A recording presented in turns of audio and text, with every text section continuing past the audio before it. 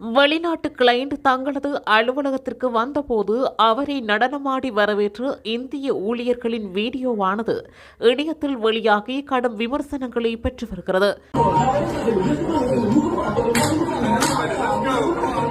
அந்த வீடியோவில் தெலுங்கு மற்றும் இந்தி பாடல்களுக்கு ஊழியர்கள் நடனமாடுகின்றனர்.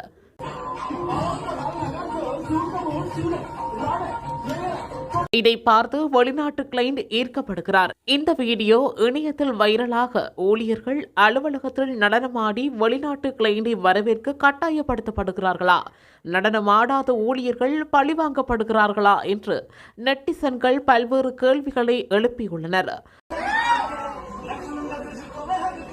மேலும் கார்ப்பரேட் நிறுவனங்கள் இந்த மோசமான நடைமுறையை நிறுத்த வேண்டும் என்று பலர் கோரிக்கை விடுத்துள்ளனர்.